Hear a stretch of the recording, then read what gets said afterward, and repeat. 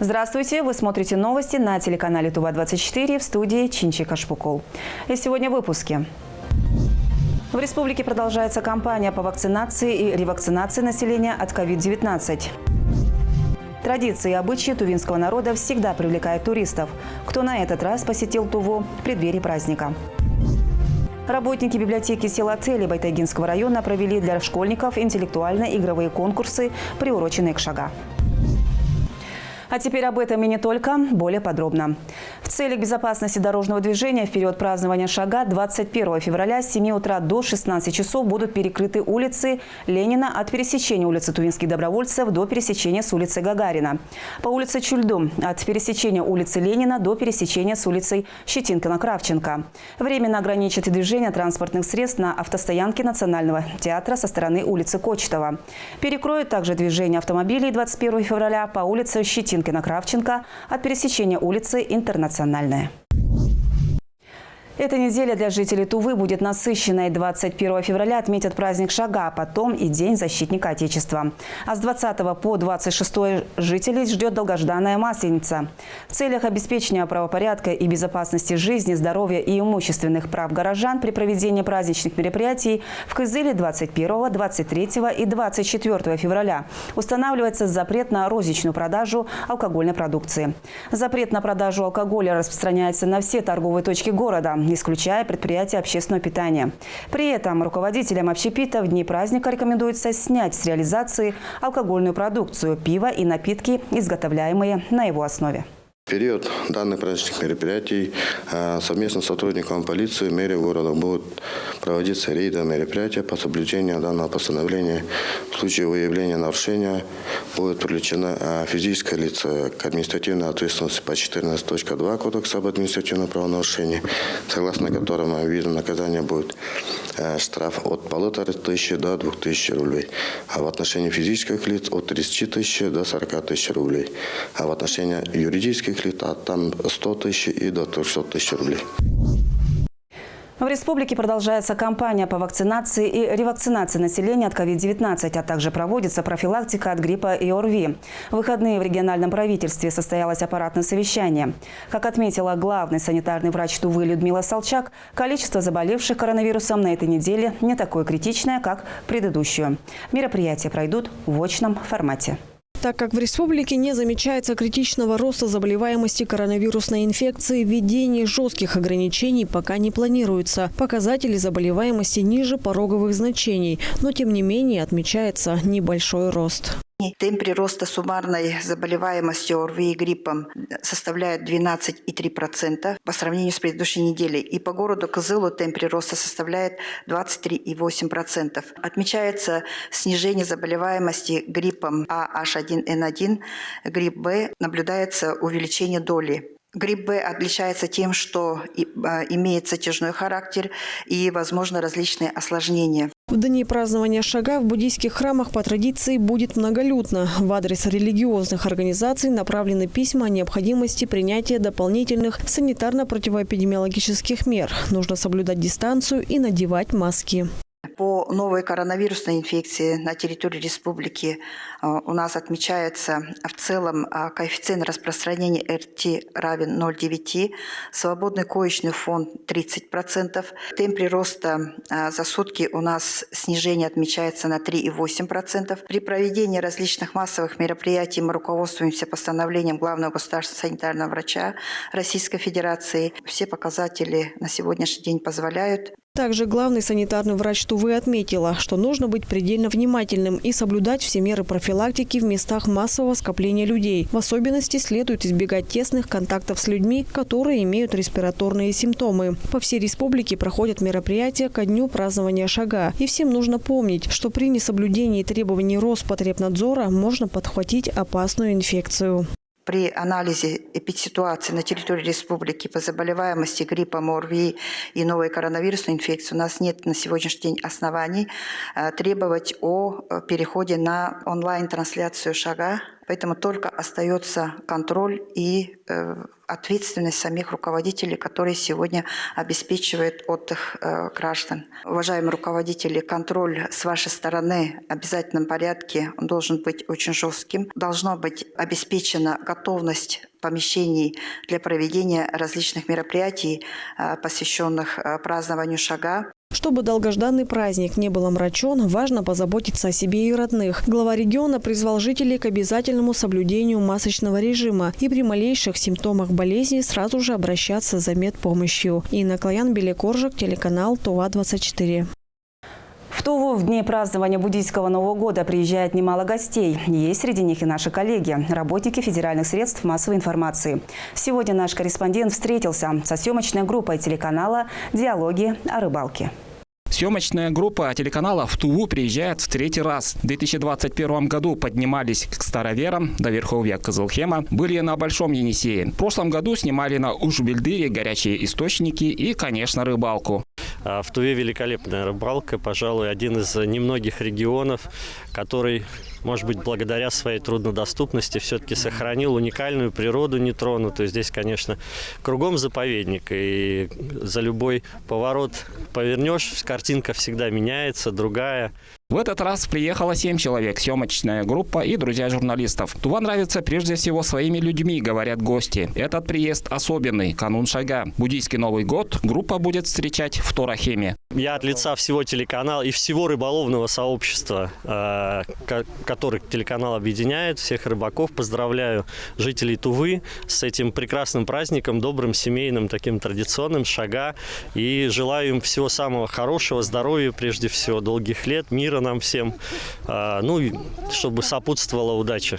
Телеканал реализует цикл передач «Страна рыбаков». Цель – показать все культурное, природное и национальное разнообразие страны, в том числе и в содружестве с региональным отделением Русского географического общества. В частности, возможно, мы сделаем совместный грант о проведении больших мероприятий по экспедиции, да, экспедиции на запад Тувы, это, допустим, Аржан-Тустухем, да, вот, на юго-восток Тувы, Аржан-Тарыс, и на северо-восток Тувы, это Аржан-Чойган. Может быть, постараемся. Я поздравляю земляков с нашим замечательным праздником Шага. Шага биле, эргим жаңы шерчукларым. Программу по итогам этого приезда можно будет посмотреть на телеканале «Диалоги о рыбалке», а также в соцсетях ВКонтакте и Рутубе. Мадр Сандан, Буян Мангуш, Айдана Сынденма, ТУВА-24. Шага – традиционный народный праздник тувинцев встречи Нового года по лунному календарю. В этом году он наступит 21 февраля. В районных и сельских домах культуры республики проходят традиционные мероприятия, посвященные празднованию Шага. Так, работники библиотеки села Тели Байтагинского района провели для школьников интеллектуальные игровые конкурсы. Также в Теле для детей организовали спортивные мероприятия. Подробности далее.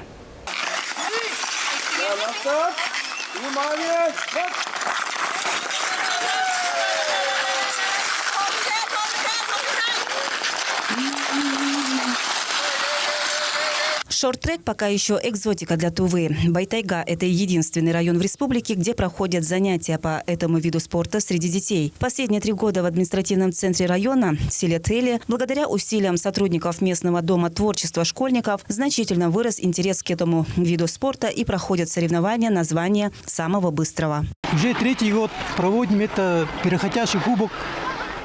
Здесь имеется кружок, спортивный час.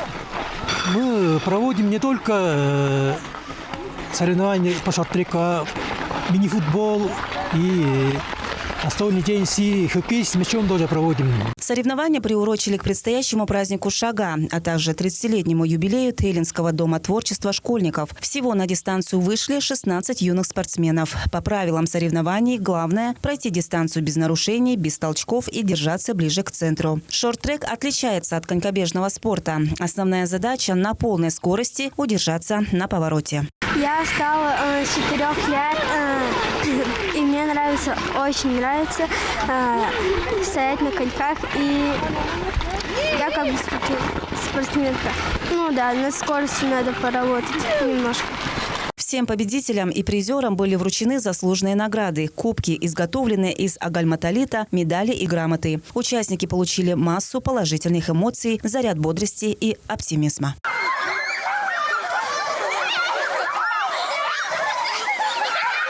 Не менее веселыми стали мероприятия, которые прошли параллельно в детской библиотеке села Цели. В атмосферу традиционного проведения Нового года по лунному календарю школьников погрузили сотрудники учреждения. Ребятам продемонстрировали национальные тувинские уличные игры. Объясняем наши традиционные шага для детей. Они тоже показывают свое знание тувинского языка и знания по обычаям и традициям своего народа. Мы решили узнать, как усвоили сами ребята знания о празднике Шага. И спросили, что же это за праздник. А что такое Шага? Это тувинский Новый год. Так. Что нужно делать в Шага? Праздновать его Так. по-тувинскому. Какое твое любимое национальное блюдо? Давай вот так. Плов. Шага – это Новый год. Чей Новый год? Муравьев, зверей. Чей Новый год? Зверей. Сотрудники библиотеки отмечают, что сегодня очень важно, чтобы ребята с юных лет изучали культуру Тувы, традиции своего народа через различные национальные игры. Цель мероприятия – углублять и конкретизировать представления о национальных праздниках Тувы.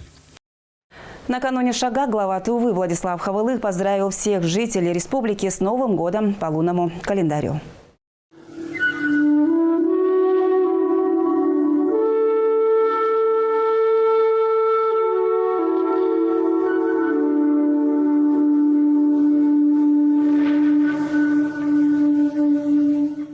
Дорогие земляки, Шага – один из самых любимых праздников нашего народа, потому что в его основе заложены основные ценности и традиции. Любовь к родной земле, святость семейного очага, умение ценить простые человеческие радости. Праздник приобрел официальный статус не ради выходных дней, а для того, чтобы у нас была возможность провести духовное очищение, настроиться на чистые помыслы, принять наставления от старших, дать благопожелания близким людям. В эти дни очень важно поблагодарить людей, сохраняющих тувинское традиционное хозяйствование, наших чабанов, народных мастеров, исполнителей народного искусства, педагогов, ученых, которые хранят и развивают богатое культурное наследие народа Тувы. Белый месяц часто совпадает с любимым русским народным праздником Масленицей, который приветствует приходящую весну. Общая программа праздничных мероприятий обогащает единство народов России, делает нас сплоченными и сильными. С праздником, дорогие земляки! Пусть сбудутся все благопожелания, пусть Новый год подарит победу, успех во всех делах и начинаниях, исполнение заветных желаний, мир и благополучие вашим близким и родным.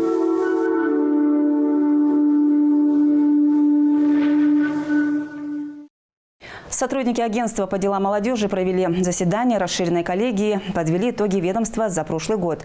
Также обозначили и приоритетные направления на этот год.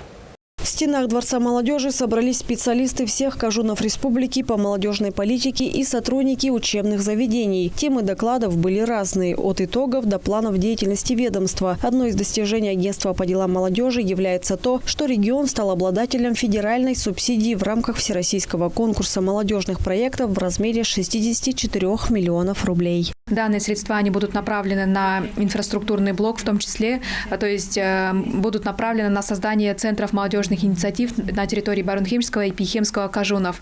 Помимо этого, остальная часть, то есть 50% от суммы в размере 32 миллионов рублей будут направлены именно на содержательный блок, то есть в котором предусматривается проведение и организация различных мероприятий. В целом, по итогам деятельности именно в части организации различных занятий в рамках проектной школы, а также форумных мероприятий удалось увеличить численность грантов-получателей. По сравнению с 2021 годом в конкурсе грантов всего было выиграно средств в размере 500 тысяч рублей, а в 2022 году получили более 3 миллионов 700 тысяч рублей. Помимо этого, в целом агентством по делам молодежи Республики Тыва за 2022 год было проведено 190 различных мероприятий регионального, зонального, муниципального уровня, где было охвачено более 24 тысяч граждан. Важно отметить то, что данные мероприятия они проводились на постоянной ежемесячной основе, то есть в среднем это 16 мероприятий в месяц. Агентство по делам молодежи на 2023 год определило следующие задачи: поддержка в организации деятельности и реализация программ и проектов регионального, местных и первичных отделений общероссийского движения детей и молодежи «Движение первых», создание условий и пространств для развития и самореализации молодежи, содействие профориентации и курьерным устремлениям молодежи, вовлечение в предпринимательскую деятельность и профилактика правонарушений несовершеннолетних. Одна из главных задач в текущем году – открыть молодежную ассамблею Республики Тыва.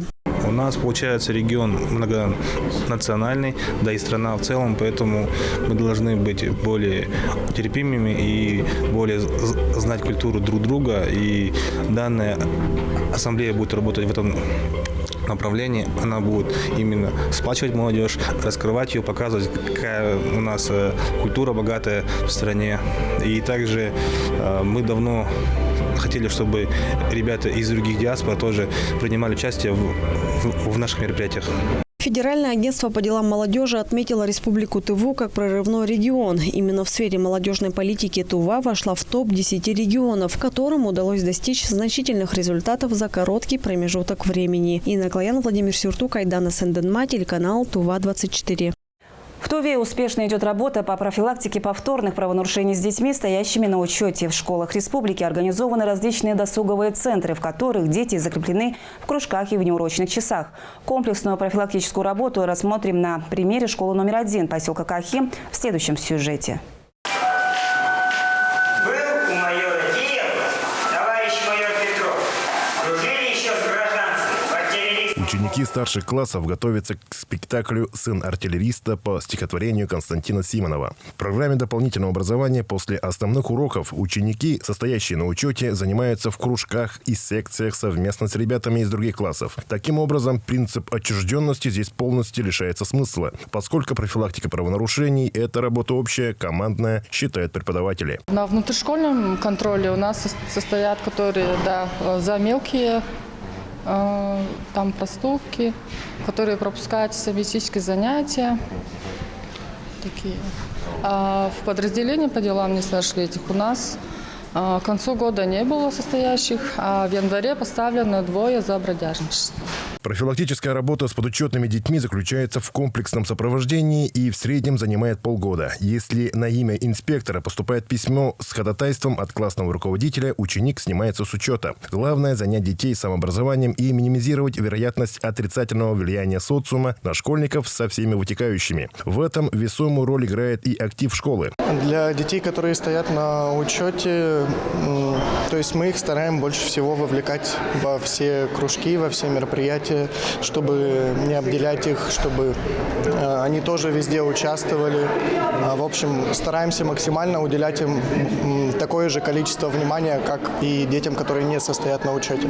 А у детей есть широкий выбор кружков и секций. Медиацентр, в котором обучают базовым навыкам журналистики и фотосъемкам, 3D-моделирование, где дети развивают не только технические и инженерные навыки, но и логику, мелкую моторику, пространственное мышление, воображение и творческие способности. В театре, о котором говорилось выше, школьники познают искусство, развиваются духовно и нравственно. В кружке ИГИЛ детей обучают игре на национальном тувинском музыкальном инструменте. Я участвую в конкурсах, проектирую 3D-модели, хожу на консультации, готовлюсь к экзаменам. Недавно был конкурс, мы подготовились к Шагабеле, участвовали. И что мы проводим с семьей, танец, это все. Мы танцевали с братом, показывали конкурсы всякие и участвовали во всех мероприятиях. И это лишь малая часть занятий для детей. В школе открыты двери секций по волейболу, баскетболу, мини-футболу, вольной борьбе. Также школьники ходят на кружки юных друзей полиции, юного инспектора движения. А ученики выпускных классов, которым предстоит в конце учебного года сдавать госэкзамены, углубленно изучают отдельные предметы. Эрес Мангуш, Буян Мангуш, Белек Оржак, телеканал Туа-24. В результате беспечности и невнимательности автолюбителей с начала текущего года в республике совершено 8 наездов на пешеходов. Есть погибшие и раненые. Из-за тревожной ситуации на дорогах дети-пешеходы вынуждены были обратиться с призывом о соблюдении правил дорожного движения непосредственно к водителям. В акции принял участие и наш корреспондент Сайгын Бюрбю. В последнее время в средствах массовой информации и в соцсетях все чаще стали появляться публикации о наездах на пешеходов, в том числе и на детей. Это подтверждает и сводки госавтоинспекции. Только за неполные 2 месяца текущего года в подобных автоавариях погибло 5 человек, 3 получили различные травмы.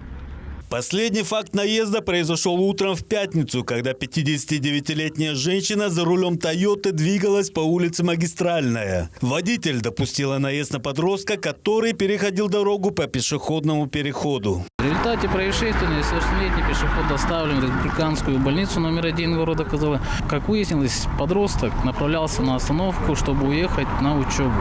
На его верхней одежде имелись светоотражающие элементы. Причиной дорожно-транспортного происшествия стала банальная невнимательность водителя и игнорирование дорожных знаков. Ряд ДТП, связанный с наездом на пешеходов, вынудил самых беззащитных участников дорожного движения детей выйти на улицы с призывом к автолюбителям о соблюдении правил дорожного движения. Уважаемые водители, мы желаем, чтобы вы соблюдали ПДД и чтобы не сидели за рулем пьяными и были внимательными. Серьезность ситуации понимают и сами водители, ведь на 1000 порядочных автолюбителей количество автохамов небольшое. Однако именно они и создают проблемы на дорогах, которые зачастую заканчиваются трагедиями. Следить и уважать в первую очередь тех, кто вместе с тобой едет в одном потоке, встречка. Обязательно следить за пешеходными переходами, знаками. Ну и, так сказать, пристегиваться, да, никаких телефонов абсолютно, как бы за рулем это очень отвлекает и может понести печальные последствия. Организовывая акцию в защиту пешеходов, участники мероприятия надеются, что их призыв дойдет до взрослых и количество наездов сократится. В то же время о безопасности детей должны позаботиться и сами взрослые. Я хочу обратиться к мамам и бабушкам детей, которые ходят по дорогам каждый день. Я понимаю, что не все знают, где можно найти светоотражающие элементы. Они есть в канцтоварах.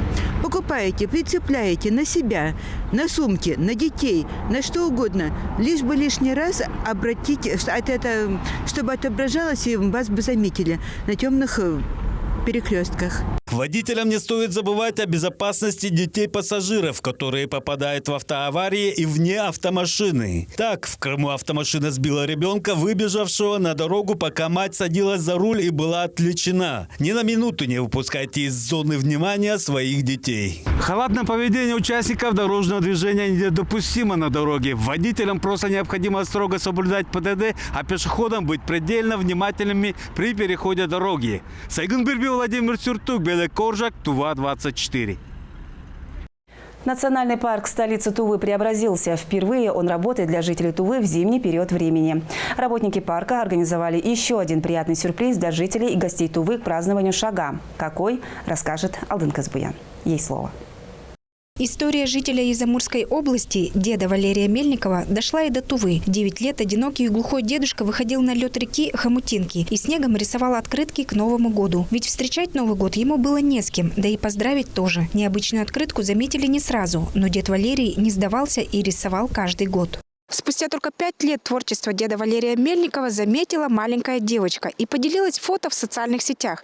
Необычайно огромная снежная открытка разлетелась по всем регионам России.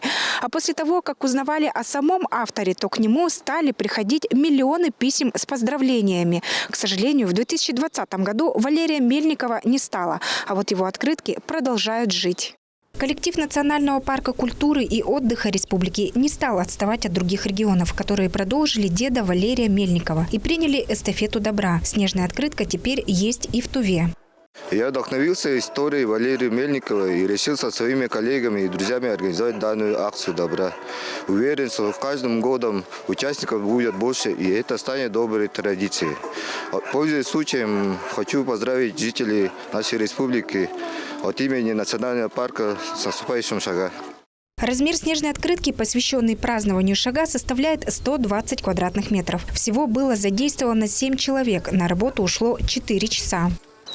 Я давно слышал и читал про деда Валерия, и когда увидел, что у нас в национальном парке собирается делать снежную открытку, не раздумывая, пришел сюда со своей семьей, рассказал об этом историю своей дочери, и она тоже захотела принять участие. Давно я услышал про деда Валерия, который рисовал вот такие открытки на льдах, и я услышал, что в национальном парке тоже есть такой, и пришел сюда сфотографироваться с однокурсниками. Снежных открыток становится больше, увеличиваются они и в размерах. Эстафета добра Валерия Мельникова продолжает жить. Алдын Казбуян, Шолбан Мунгуш, Софья Сая, Тува-24. С февраля 2016 года Россия официально стала отмечать День студенческих отрядов после подписания в 2015 году соответствующего указа президента России. Сегодня в зале Дворца молодежи собрались необычные бойцы тувинских студенческих отрядов, для которых жизненным кредо является девиз «Труд крут».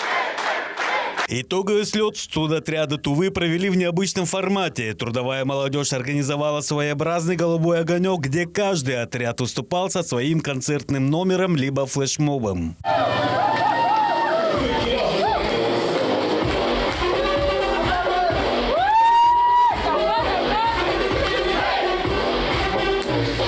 Прошлый год для студотрядов выдался богатым. География студенческого десанта обширна от южных границ до Сахалина. В зависимости от местонахождения отряда складывались и свои традиции. К примеру, студенческий сервисный отряд «Атланта» провела более 2 месяцев в Крыму. Наши ребята выполняли работу горничных, официантов, спасателей, озеленителей, кухонных работников. У нас была традиция каждый вечер ходить на берег моря и петь под гитару наши отрядные песни. Какая песня самая любимая? Наша самая любимая песня – это, пожалуй, «Арифметика отряда». Поддержать тувинские студотряды в этот знаменательный день прибыла и представитель трудовой молодежи Калмыкии Айслу Бичик. Айслу была приятно удивлена энергичностью коллег. Сплоченные, работают вместе. Некоторые ребята даже до 2 ночи оставались, чтобы смонтировать видео, показать всем. Также мне понравилось, что все работают как одна команда. Честно говоря, наша съемочная группа не ожидала, что в Туве так активно идет развитие молодежного движения студентов. О своих достижениях нам рассказал экс-командир штаба студотрядов Тувы Ачаты Сюрюнот. По спортивной деятельности, по культурно-творческой деятельности, по производительным показателям. Например, наш студенческий отряд «Феникс», они стали лучшим отрядом по комиссарской деятельности по всей России. И по работе, которой они работали в Камчатке, наши спортсмены, они завоевали 1-е место в спартакиаде Сибирского федерального округа. И помимо этого, в 2022 году наши ребята, 144 человека за Саянами работали в различных объектах. Молодые активисты привлекались к строительным сельскохозяйственным работам, трудились на сервисе Путине вожатской деятельности. Также активно трудились на археологических раскопках. Год в год у нас увеличивается численность наших бойцов. Например, студенческие отряды – это первая по численности некоммерческая общественная организация именно в нашей республике. Тувинские студотряды насчитывают в своих рядах 362 бойца и состоят из 12 отрядов. В структуру отряда входят командир, комиссар, мастер и сами бойцы. Каждое подразделение насчитывает от 10 до 40 человек.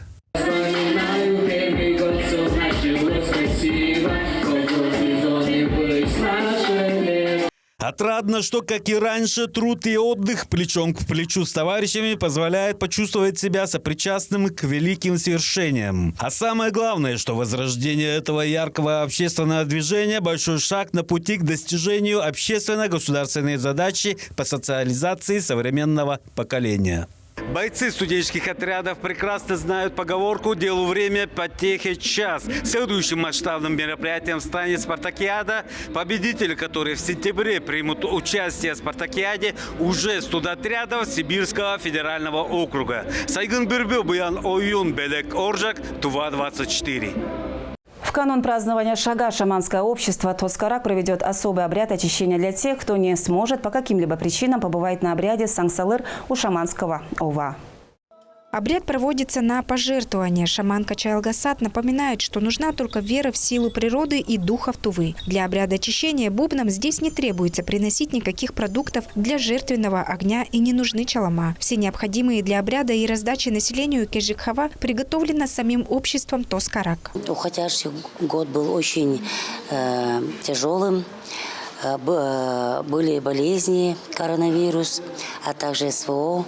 И поэтому специально для семей мобилизованных наши шаманы преподнесли им мешок счастья, который наполнены 9 жемчужинами, который принесет в дом счастье, благополучие и радости.